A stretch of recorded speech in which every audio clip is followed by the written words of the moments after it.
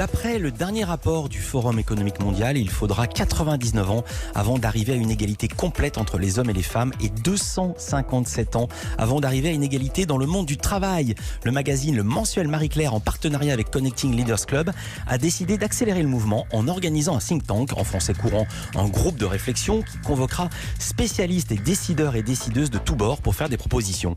En l'occurrence, le think tank Marie-Claire, Agir pour l'égalité, c'est son nom, dont les débats et conférences seront retransmis chaque jour de cette semaine sur le site du magazine. Ça a donné lieu à 100 propositions qui ont été remises à Elisabeth Moreno, ministre chargée de l'égalité entre les femmes et les hommes, de la diversité et de l'égalité des chances. La question évidemment est de savoir sur quelles avancées concrètes va déboucher cette force de propositions. Bonjour Catel Pouliken. Bonjour Philippe Vandel. Vous êtes la directrice de la rédaction de Marie-Claire, je le cite, magazine créé en 37, aujourd'hui vendu à 343 000 exemplaires chaque mois. C'est pas rien, c'est une sacrée force de frappe.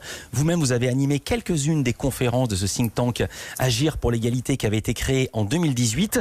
À cause de la crise sanitaire, chacun le comprendra, les sessions n'ont pu se dérouler en public comme l'an dernier. Elles ont été enregistrées dans les conditions du direct, mais à huis clos, c'était à l'UNESCO le 16 septembre. C'est quoi les thématiques de cette année ? Alors effectivement, on a travaillé sur de nombreux sujets sur lesquels on a enquêté tout au long de l'année qui vient de s'écouler. Et on a animé plusieurs tables rondes. Une table ronde sur la place des femmes dans la santé. À chaque fois, en fait, le but, c'est de faire avancer le sujet de l'égalité, donc agir pour l'égalité dans la santé, agir contre les violences faites aux femmes. On s'est intéressé aussi à la question de l'autonomie financière des femmes. On souhaite aussi mettre l'accent sur la place des femmes dans la tech. Donc, on a aussi une table ronde pour essayer de guider les femmes, de les aider à prendre davantage encore leur place, que j'appelle la tech. La tech, c'est la technologie, c'est la haute technologie. Oui, exactement, la haute technologie, tous les nouveaux métiers qui émergent avec l'importance, l'explosion du numérique.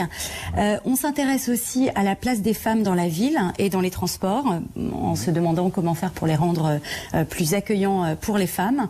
Et effectivement, c'est la table ronde que j'ai moi-même animée. C'est une table ronde qui s'intéressait aux stéréotypes dont souffrent encore trop souvent les femmes dans les médias et dans la culture en général, que ce soit la fiction, les documentaires, le fait que, par exemple, on voit encore trop peu de femmes expertes sur les plateaux.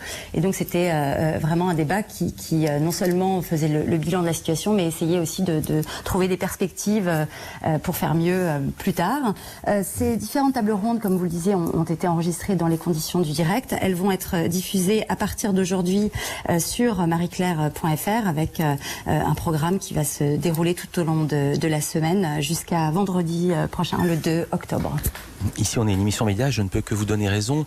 On disait qu'il y avait peu de femmes dans les médias en tant qu'expertes, parce que parfois elles rechignent à se déplacer, parfois malheureusement ce sont elles qui s'occupent des enfants. Et on a vu que la situation ne s'est pas améliorée avec le Covid, où là on pouvait faire des interventions à distance. Au contraire, on pourra en reparler.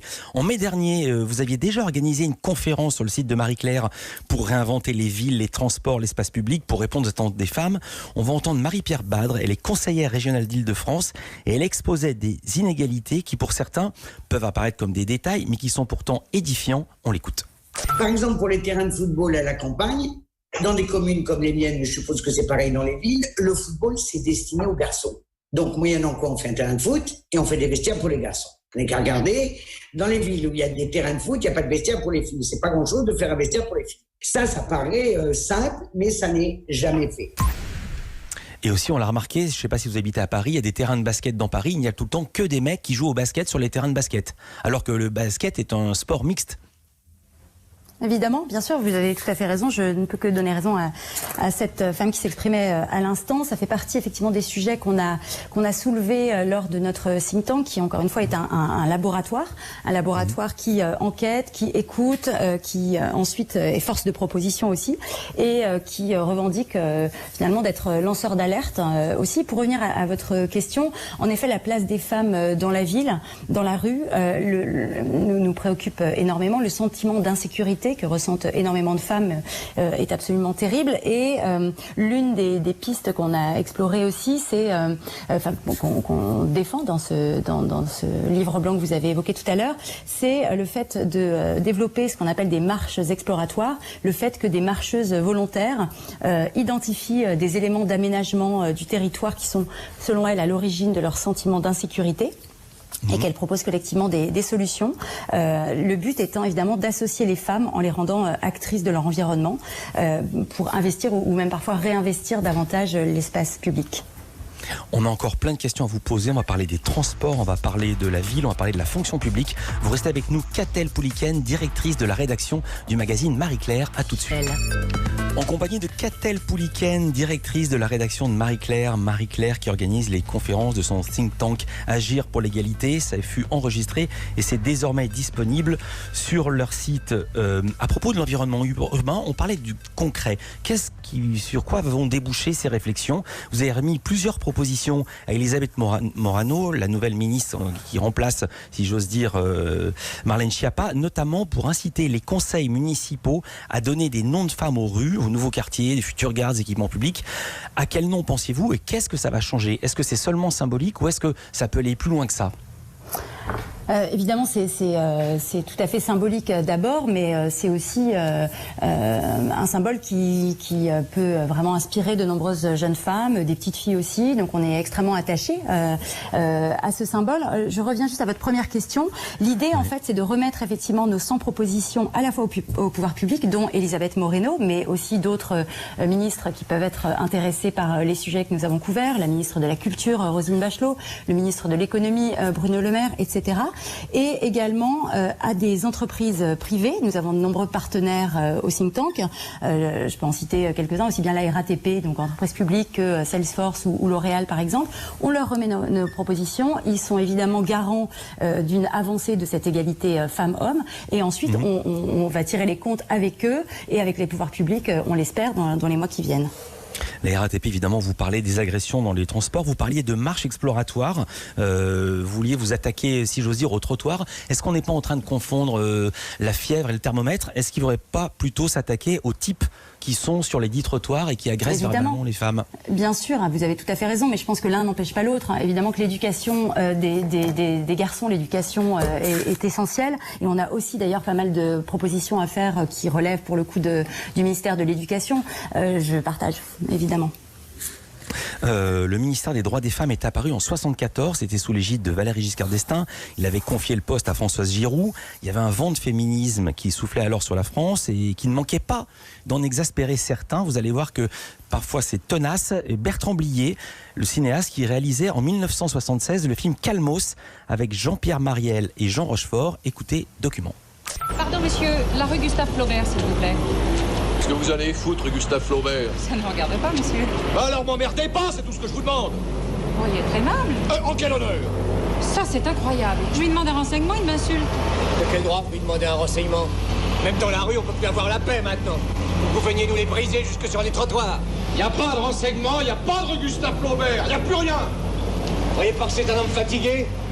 À deux doigts du break? Vous cherchez un incident ou quoi? Vous trouvez pas qu'elles auraient tendance à nous faire chier? Toutes? Vous êtes du quartier? Non, de Montrouge. Et elles sont comment à Montrouge? Va arriver un moment où on pourra plus, ça c'est sûr. Et alors là... C'est une époque révolue selon vous ou ça reste d'actualité? Bien sûr que ça reste d'actualité, évidemment. C'est bien pour ça que malheureusement notre think tank Agir pour l'égalité a autant de propositions à faire parce que le chemin est encore extrêmement long. Ouais.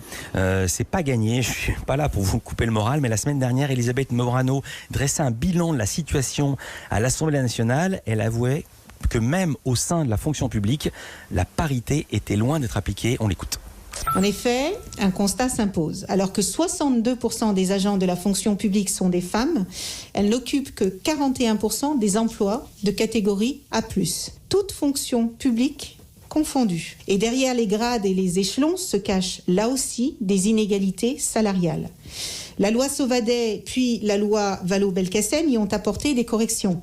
Et la loi de transformation de la fonction publique portée par le gouvernement est également une étape supplémentaire vers plus d'égalité dans la fonction publique. Mais là aussi, les progrès restent encore trop timides. Elisabeth Morano, ministre chargée, je le rappelle, de l'égalité entre les femmes et les hommes. Qu'en est-il de la parité au sein de Marie-Claire Catel-Pouliken ? Elle n'est pas respectée. On est à une écrasante majorité des femmes. C'est une rédaction très féminine, il y a quelques garçons, mais pas assez.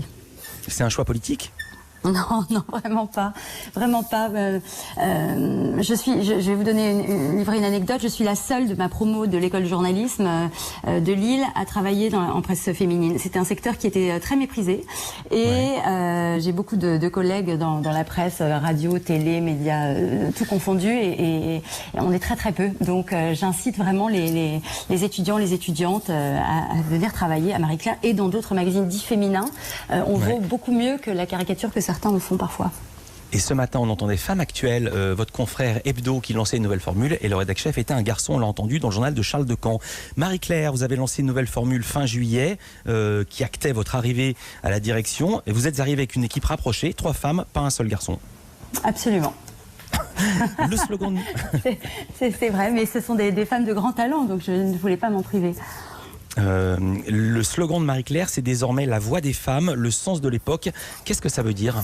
Alors, nous aussi, nous avons effectivement lancé une nouvelle formule. J'entendais mon confrère tout à l'heure, nouvelle maquette, nous aussi.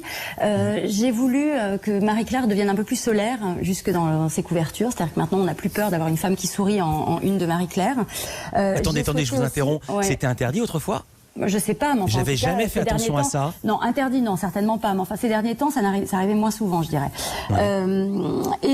Pour rebondir en effet sur la voix des femmes, le sens de l'époque, l'idée, c'est aussi de créer un journal qui soit un peu davantage ancré dans l'air du temps, dans son époque, qui la regarde, qui la décrypte, qui lui donne du sens. Et puis, la voix des femmes, c'est parce que on a très envie d'un journal qui parle de façon authentique à nos lectrices. Je disais à l'instant, la presse féminine est souvent brocardée et l'une des critiques qui nous est formulée souvent, c'est le fait que finalement on prendrait les femmes pour des idiotes. Enfin, ça peut arriver parfois qu'on ait entendu ce procès et qui n'est évidemment pas justifié selon moi, mais en tous les cas, l'idée de s'adresser vraiment aux femmes comme au même niveau qu'elles, en fait. C'est-à-dire que les lectrices sont des femmes à qui on ne s'adresse jamais avec un ton surplombant. On essaie de s'adresser à elles vraiment comme à des amis, comme à des femmes qu'on a envie d'informer évidemment, mais avec un lien qu'on espère le plus authentique possible et avec des problématiques qui résonnent en elles. On a envie d'assumer vraiment un effet miroir quand on crée Marie-Claire chaque mois. Ouais. D'un mot, ce sera quoi la couverture du prochain Marie-Claire ? Virginie Efira. Très belle. Merci beaucoup Catel-Pouliken, directrice de la rédaction de Marie-Claire et son équipe de filles. Les candidatures de garçons, sont quand même. appréciées. Il y a quand même appréciées. Je relève votre appel. Je rappelle que les conférences du think tank Agir pour l'égalité sont diffusées à partir d'aujourd'hui jusqu'à vendredi inclus sur le site de Marie-Claire.